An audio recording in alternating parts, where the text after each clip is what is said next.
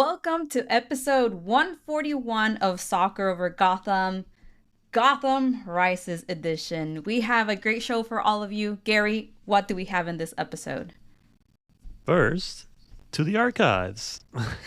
Jailen Howell does it again. I called it last week. I said that in my show notes for the Utah game, which we didn't get to cover, I had thought it should be noted that Jailen Howell put two shots that were blocked on target, and I thought that was progress. And since then, she put one left-footed banger off a volley into the back of the net, and then this week does it again on her right foot, a curling ball just under the post, a beautiful goal.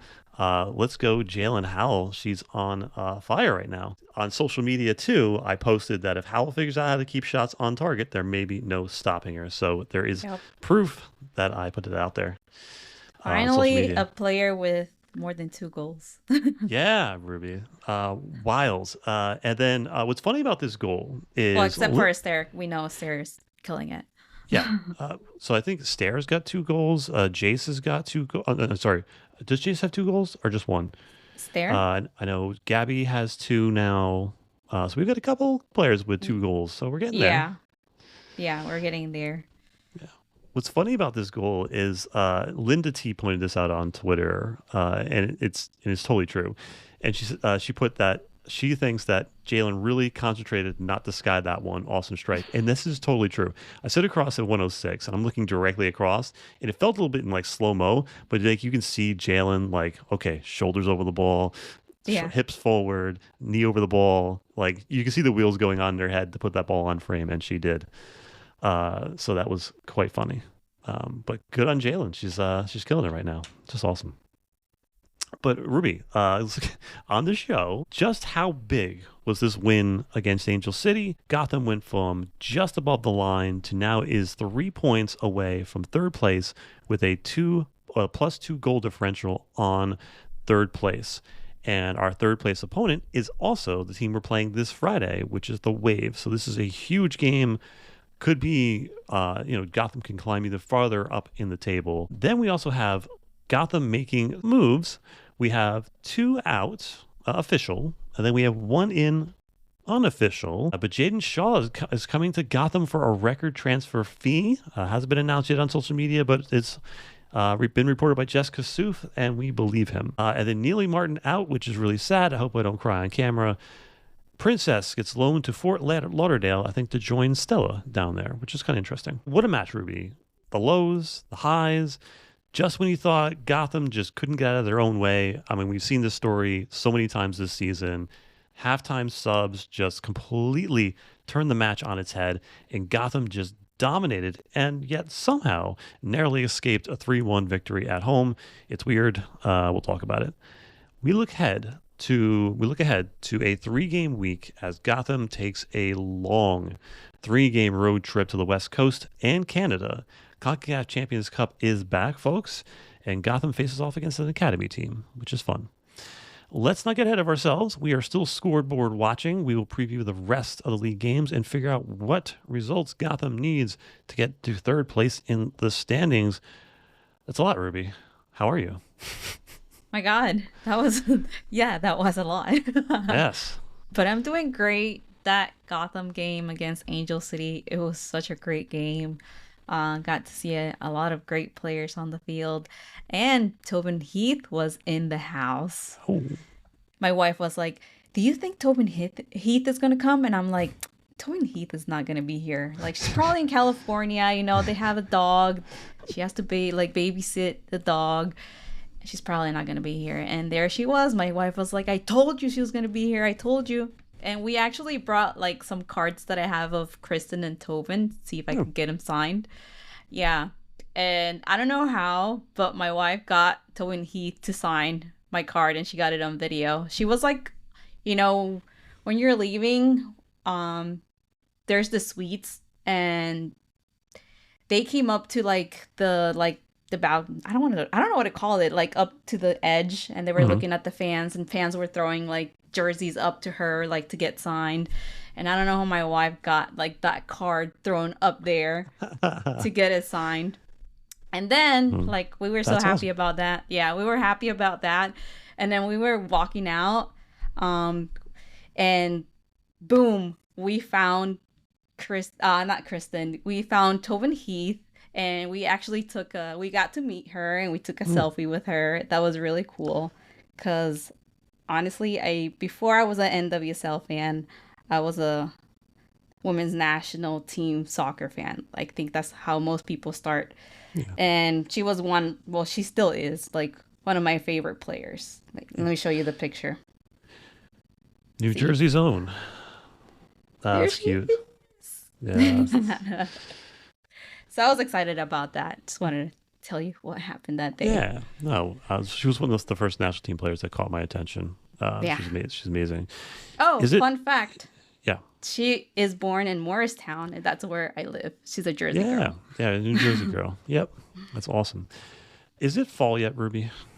Oof. It's coming, and I feel it. It's time for my candy corn bat no to come out way. from the studio. That is so freaking cute. Yeah. Where did you get it? It's like Stop and Shop, or like it's giant here, but it's Stop and Shop by you guys. Yeah. So yeah, it's gonna go into the studio. That is so cute. I love it. Oh my God. I don't have it with me. I know, you gotta show her. She'll love that. Indeed. I don't have it with me right now, but I don't know if I should say it. Like, I fell into it, Gary. I bought a Labubu, and I have a Labubu. I don't know what that is.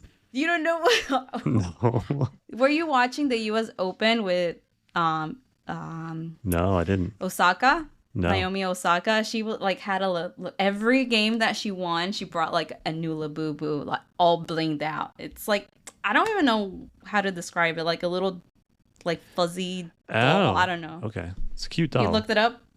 Yeah, it's cute. It's cute. So Naomi Osaka would bring a new Labubu every time she won, and I thought it was so cool.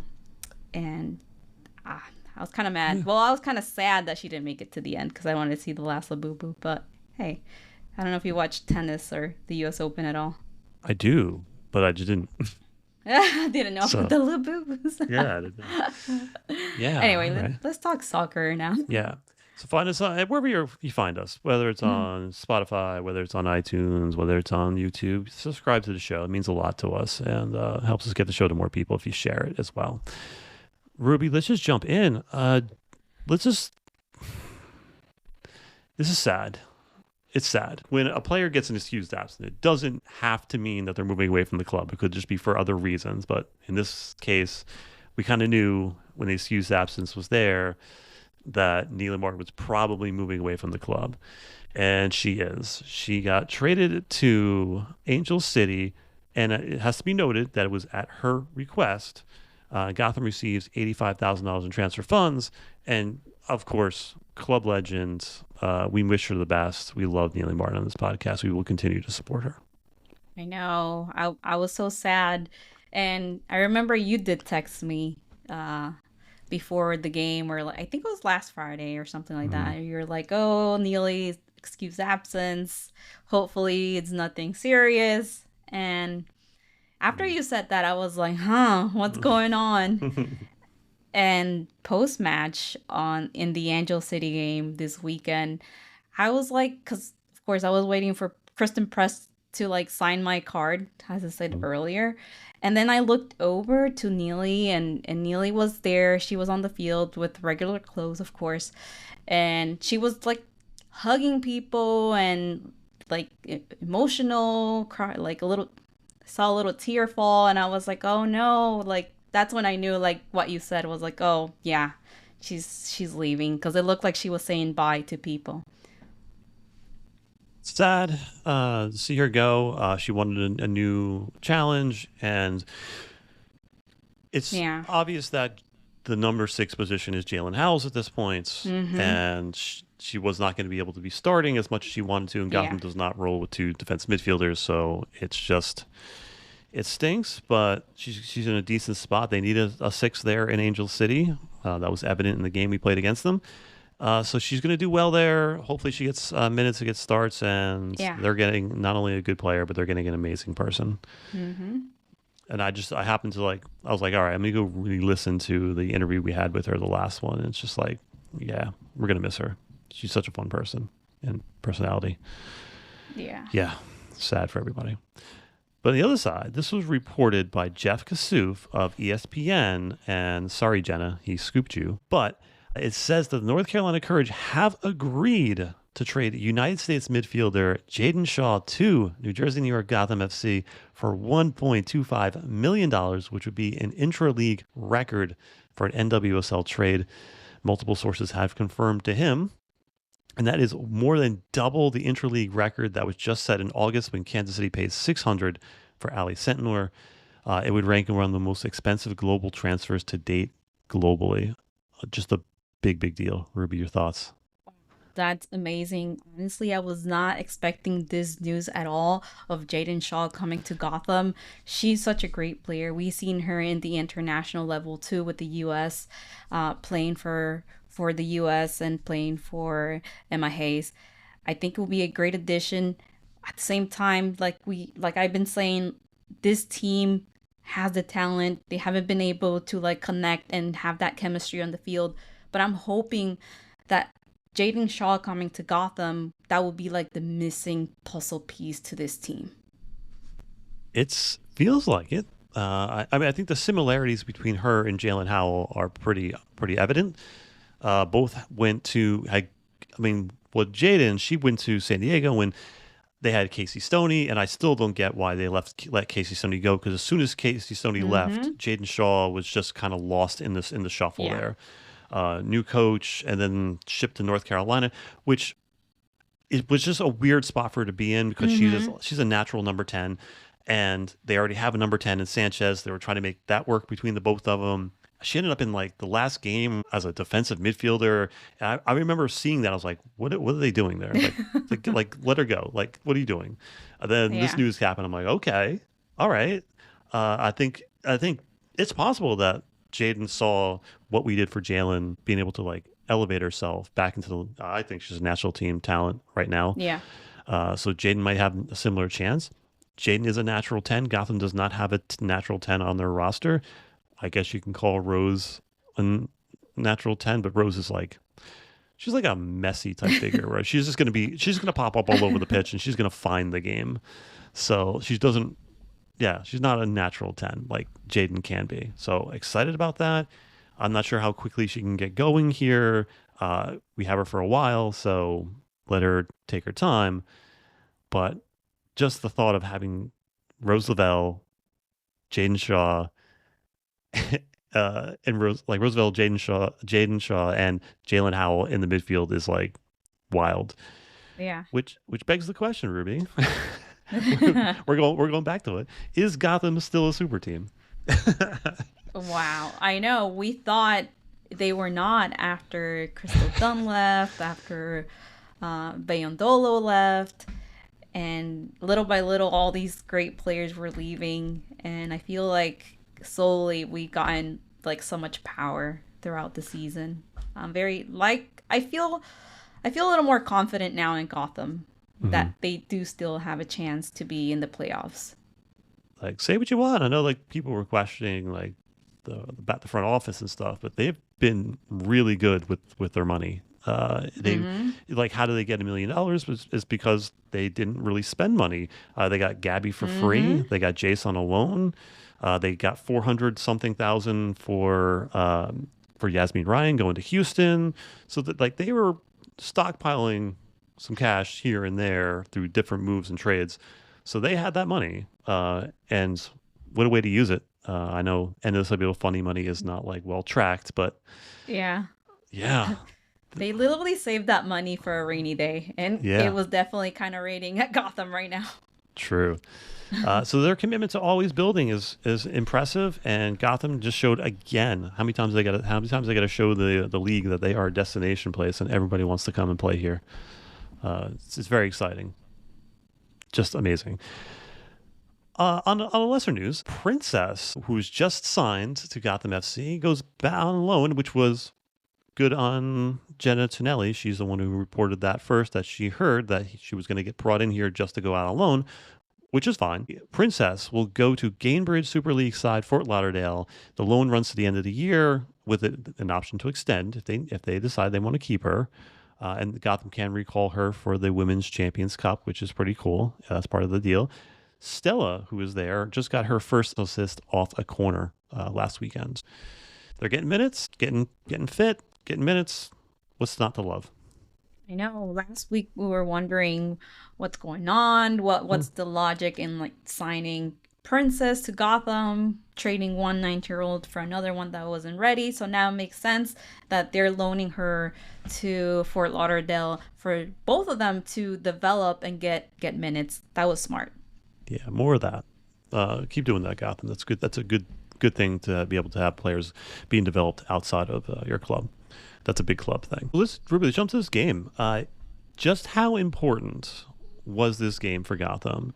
So this is, I mean, all the games from here on out feel like a must-win, especially in the place they were sitting in. Angel City was in 9th, Gotham was in 8th, and they were 1 point behind Gotham. And there's 8 games to go before this game.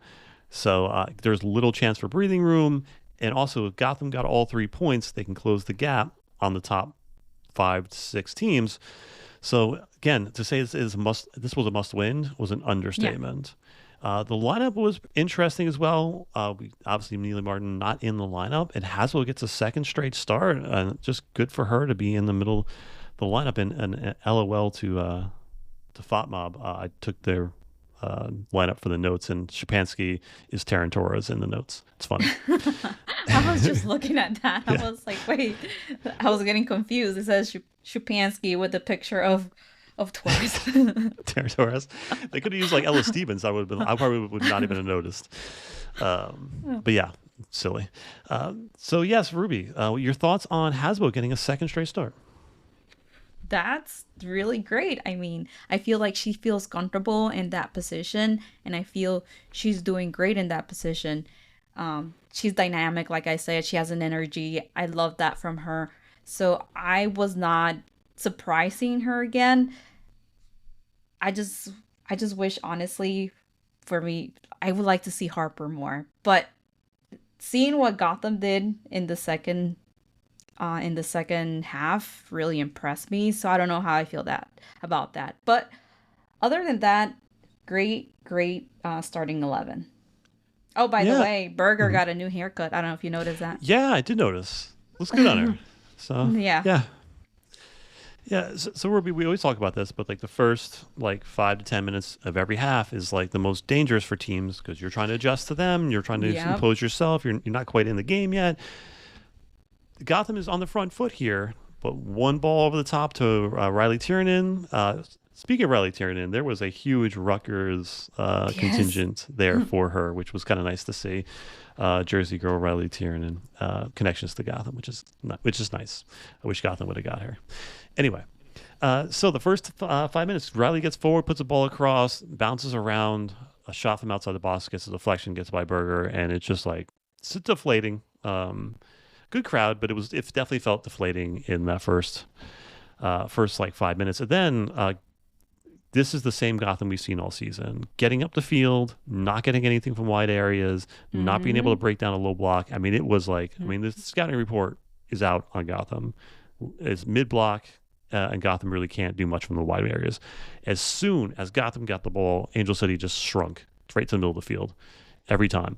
And it's frustrating. And when it got to the end of the half, Gotham is pushing, but just nothing is coming from it. I think Ace, Gabby, Bernini, and Real pretty much non-existent in that first half. Just very frustrating. Yeah, that's true. At some point, I was like, is Bernini playing? Because she was very quiet in that first half. And while I was watching that first half, I felt that they were taking too long with the ball. The pace needed to be faster pace, better transitioning, better passing, and it wasn't happening. They were getting close to the opponent's side, and then they will lose the ball, and it was kind of like it was coming and going, but not getting to the goal, and it was a little frustrating. I was like, they need to pick up the pace. They need to have better passing because it was a little too slow. For me, it looked like they were double thinking where they were gonna pass the ball next. And I didn't like that. You have to give the element of surprise, because by the time you like kick the ball, they kind of figured you out already. And I got really happy to see that that changed in the second half. Before we get to the second half, one like quick transition note.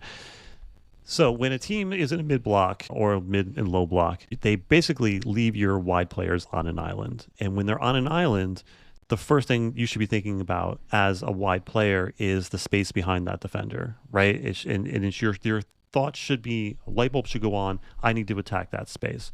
There was a moment in the Mm-hmm. first half where Lily Reel picked her head up and Jace was with her defender, and Jace was facing Reel with her kind of her shoulders down. Reel looks up and then puts her head down and then passes right into the middle of the field where there's like four players and it gets a turnover. In the second half, every single time Bernina had the ball at her feet, Midge was looking right over the shoulder of the defender and just attacking that space over and over and over again. And it was so effective. It's just the difference between the awareness right now of Midge versus Jace as far as fitting in as a wide player. And then, I mean, shout out to acting head coach. The halftime changes were immediate impact. Rose and Yeah. Midge coming off the bench just completely turned the game on its head. Midge was up and down the right side of the pitch. And this was like, if you remember the championship game, that was Yes. very similar to that. Midge gets the corner, Yes. she gets the edge, gets the ball across. Gabby makes the run that Lynn made in the finals. Easy goal for Gabby, gets her second. Just an amazing start to the half. Yes. Midge. Oh my God. How she gets to the end with the ball and then crosses that ball. Hmm. It's so good. And she's the only player that does that for Gotham. Yeah. Any of the other games that we've seen, we really haven't seen that the way Mitch Purse does it. So when she did that, like you said, it reminded me of that final and how good she would be for Gotham if she would play more minutes, if she's not injured. Hopefully she stays for one more year and she's healthy enough to keep doing that for Gotham. Absolutely. And it is evidence the connection that Bruninia and Midge have Yeah. immediately. Uh, Bruninia would always stop the ball, pause, wait for Midge to make her run, and just Yeah. play it over the top every single time. And on the second goal, just Midge's awareness to know the ball's coming to her and there's space behind her. So she's dummies the ball, and Bernina's already on a 10 or 15-yard sprint because she knows already Yeah. what's going to happen. And how happy Bernini looked just getting forward and flying up the wing, getting balls across. And then we talk about this too, but like I always mention, like Rose Lavelle is a magnet, right? Like find someone who loves you as much as the ball loves Rose Lavelle, right? Like she can be in the middle of four different people. That ball will end up on her foot. And like LA's keeper, I'm not sure. I don't even know this keeper's name. I sort of first or second start. I don't know, but she has no hands, and she spilled the ball like twice, three times in dangerous positions. And this time, Rose right place, ball fell to her feet, put in the back of the net. Gotham's up 2-1, and the crowd was electric in this match. It was crazy. It was so crazy to see that. And that's what Gotham needed. After Midge Purse and Rose LaBelle came into the second half of this game, it was a totally different Gotham. The pace of the game speed up a lot, and the passing was so much better. I was like, where has this Gotham been? We haven't seen this Gotham in a long time. So I was really happy to see that. I just hope that is not a one-time thing or a second half thing. Let's have that consistency in the field, especially now that we need every point that we could get to make it to the playoffs. And when the second goal goes in, Angel City has to play now. They have to come out of their Yeah. block, and as soon as they come out of their block, Gotham is finding space all over the pitch. Rose is popping up everywhere on the pitch. She's on the left side, she's on the right side, she's dropping back. She's causing a whole lot of problems for Angel City. And then that ball, the third goal starts with Rose popping up on the left side of the field in the corner, pulls the ball across, and Jailen, as we talked about earlier, ball comes across right foot, right underneath the bar. Beautiful goal. And honestly, it's just over from there. And honestly, I can't remember a time when the game was that electric with the crowd. The crowd was Mm-hmm. lively in this match. Yeah. Just the energy was through the roof in that building. Yeah, Felt that good. was such a great goal. And Hmm. I love that Jailen Howell is a type of player that she feels confident enough to just kick those balls. Even if you don't make it, if you don't make a goal, she still tries, and I love that. And look at her now. Like, she keeps trying, and now she's getting goals. So I want to keep seeing that in her and other players. If you feel confident and you think you can probably make a goal, just go for it. Yeah, I imagine like in like the Cloud9 section, the capo is probably like yelling "incoming" every time like Jailen takes a shot earlier in the season because she was everywhere but near the goal. But if she figured this out, man, this is a good sign for Gotham, and her confidence is through the roof. And yeah, she's always been dominant in the midfield, and she's always taken a lot of hits. She's one of the most foul Yeah. players in the league. She's in it. Yeah. She's yeah, an amazing season so far. But this game was not without its catastrophic or near catastrophic moments. Gotham got caught nearly 3 times playing the ball back, and the game ended on Berger 45 yards from Oh goal. my. Carter, kudos on Carter. She Great gave him defending. enough. Yes, she took a great angle just to force the player wide enough where they missed the Yes. goal. Yep. But this game felt again like they felt like they just dominated, but man, they feel like Yeah. I feel like they escaped a little bit of this game. But I'm telling you, yeah, it was great defending from Carter. Like you Yeah. said, she just got the that Angel City player a little bit Mhm. out of balance and made her, like you said, go wide and and miss the Yeah. goal. That was amazing. Great Yeah. defending. Berger bailed us out earlier as well. Yeah. So you can't forget about those moments because they're still there. But again, tale of two halves. Gotham escapes with a dominant win. Any thoughts on any of the players that we haven't talked about? No, I'm so happy to see Midge on the field, but I Hmm. feel like we need to like bubble wrap her, do something. Every time she's back, something happens. She gets injured or something. So I wanna see a healthy Midge purse playing. Yeah. I would say this is the best 45 minutes from Gabby that we've seen all season. Yes, that too. Yeah. Once the field opened up and she had more freedom to play a little more centrally and just kind of like Rose like find the game. She looked really good in the second half. Took a couple of really hard tackles but she got back up. I was very, very happy to see Gabby feeling herself in that second half, and hopefully more of that going forward. But Ruby, I just think my overall takeaway from this game is that if Gotham does make the playoffs, let's just say Gotham does make the playoffs. I think if you go back to 2023, Gotham made the playoffs based on goal differential. So you can point to Yeah. 10 different moments. Go, okay, maybe that's the moment. Maybe it's the one where Yaz dribbles through 4 players and scores a goal. You're like, okay, that's maybe where they made the playoffs. I feel like that second half is where Gotham makes the playoffs. Just the energy, the dominance, to be able to pull Angel City apart, to put balls on frame, and it was like a 0.35 expected goals in the first half, all the way to I don't know 2.17 in the total Yeah. game. So what a second half. Any other takeaways? No, like you said, that second half Gotham was really good. I want to keep seeing that. Mhm. I want to stay hopeful that they're getting better and this is not just a 1 or 2 game thing and they're going to go back to not scoring. Yeah. Any stats of the game, Ruby? Do not have one. Okay. Well, Gotham had, again, 2.17 expected goals, which is amazing. And then Angel City 1.28. Shouldn't have been that high, but Gotham had a couple letdowns there. This is the first time Gotham has won when trailing at the half.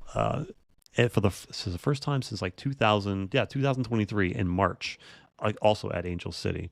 So it's been a while since Gotham's had a comeback like this, which is fantastic. So Ruby, let's talk about hero of the match. We had a tie between Lavelle and Howell at 41.7%, and Purse and Bernina also ran in the poll. Your thoughts on Lavelle and Howell holding that together? My God. Yeah, it's really hard to pick just one, but because they both scored, they're really good. But Hmm. you know what? I'm gonna go with Howell. I got Midge Purse. The first goal set the tone for the rest of the half. I thought she was just amazing. Her and Bernina. So yeah, I got Midge in this one. But Lavelle and Howell were obviously amazing this match as well. So standings, Ruby. Gotham jumps up to sixth place, and now we are 3 points from San Diego. Pretty exciting. Can't wait to play them on Friday. Gotham can Ooh. do some damage there as well. Almost for the past 2 weeks, nearly every result fell Gotham's way.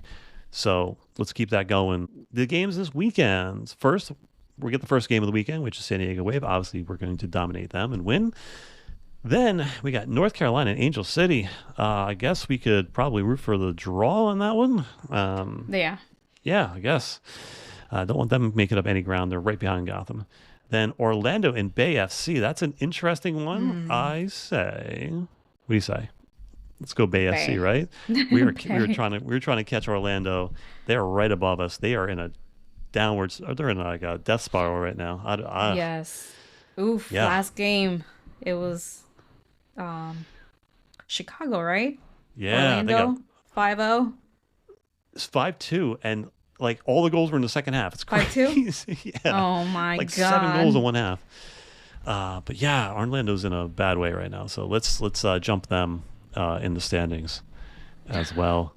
KC and Washington Meteor. Who cares? Chicago Stars and Portland Thorns. Let's go Chicago. Keep it going. Go Chicago. Why not? Yeah, let's go Jenna Bike. Utah and Houston. Let's go Utah.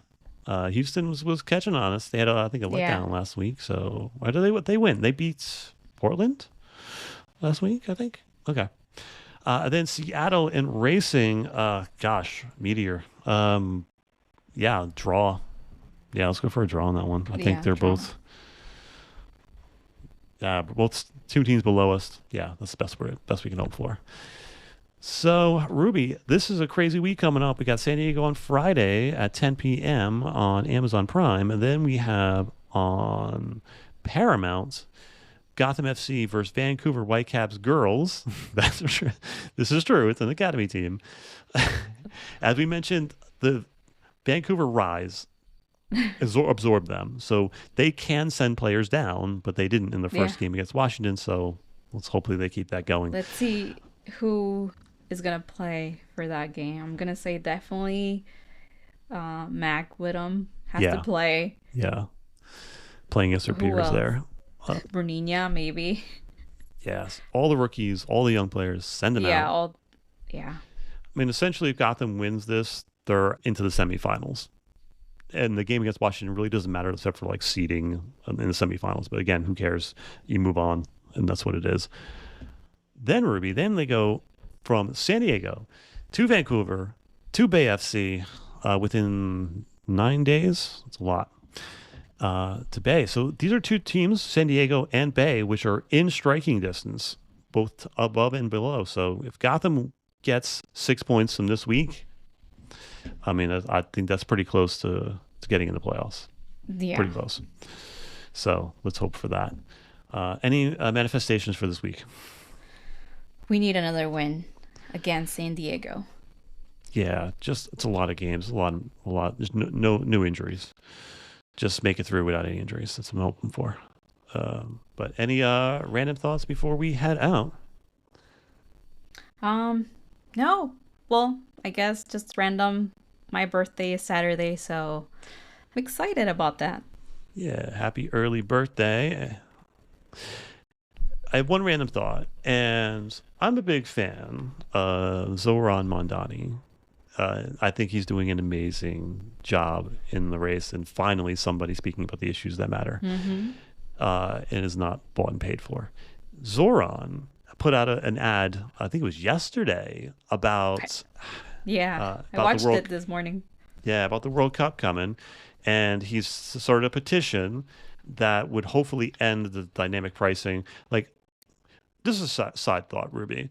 Like, I don't care about men's soccer really much at all. It's like 95% women's soccer, like just a little bit of men's soccer that I watch, a little bit. Same. So it's weird because like everyone's so excited about the World Cup coming, or people who don't know, like, are not like soccer fans. So they'll come up to me and be like, "Aren't you excited? The World Cup's coming." I'm like, not, I can't I can't feign excitement. I'm like, not really. I mean, If it was the I'm not. Women's World Cup, that would have been different.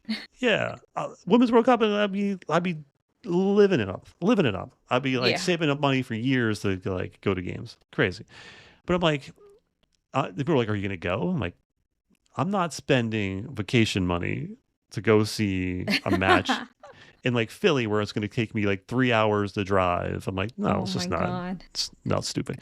And they have dynamic pricing, which is really annoying. And they're allowing people to like resell their tickets for whatever price they want. So like pretty No much cap. everybody's priced out.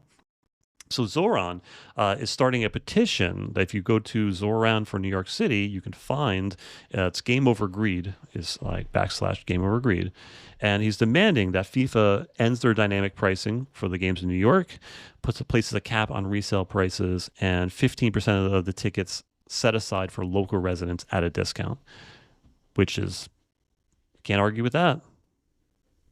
Yeah, I agree on that. He is asking for at least 15% of the tickets sold Hmm. for the New York game to be discounted for local residents, which I agree with because a lot of people in the area, locals, will like to go and will not get the chance because people are buying tickets just to resell them at whatever amount they want.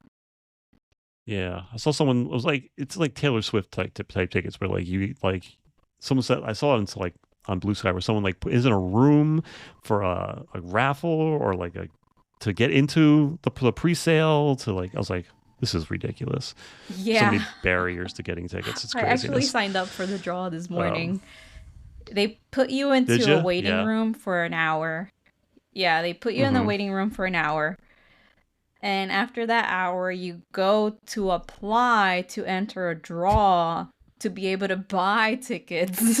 I'm like, this is crazy. I'm like, I feel like I'm making the line for the line. Right? I It's craziness. don't. Yeah. Yeah, so I mean, if I get some tickets, okay, but I'm not paying ridiculous money.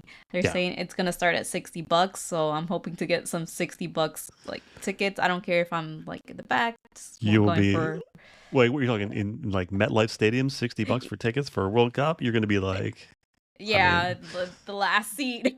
yeah, that's like 3 times the size of Sports Illustrated Stadium. You're going to be up at the top. But yeah, I don't know if I'm gonna get them. I'm not really trying. I'm like, okay, I'll do this. Like if I get chosen, I'll buy some tickets. But I'm not trying to spend $6,000 or $600, $300 on tickets. Yeah, yeah. Don't do that, people. Save your No. money. Yeah. I'll watch it on TV, trust me, and then like well, Guatemala is not qualified yet. I'm rooting for Oh, Guatemala, of course. good Yeah, Guatemala. they played yesterday against Panama and Uh, they tied. So, oh, yeah, they still that's have a good result though against yeah, Panama. it is a good result, but the game before that they play against El Salvador and they Mm, lost. They were mm, supposed to win, so yeah, they have not qualified. So we'll see if Guatemala goes to the World Cup. I'll be a little more excited. But if I can get tickets, I'll go. If I don't really care. But trust me, for the Women's World Cup, I'm gonna go to Brazil. right. Yeah, yeah, no doubt. Like, if you want to, like, if that's your thing, like, yeah, like Guatemala needs to be the World Cup, and go to one of those games. I'm not judging you on that, but Yeah. I don't know. Yeah, Yeah, silly. Brazil. I'll be there. I'm already like making plans to go to Brazil. Should I go to Rio? Where should I go? Mm, not sure, but it should be fun. That should be awesome. Yeah. And hopefully the US will get to host the Women's World Cup. I Mm, know they entered the draw for 2030, so we'll see what happens. yeah, Or 31, something like that. No doubt. All right, so we will see you next week, most likely going to be a Wednesday or Thursday show after the Tuesday game, and Ruby gets back on Wednesday, so most likely Wednesday or Thursday. Okay, we will talk to you then. Let's go. Let's go.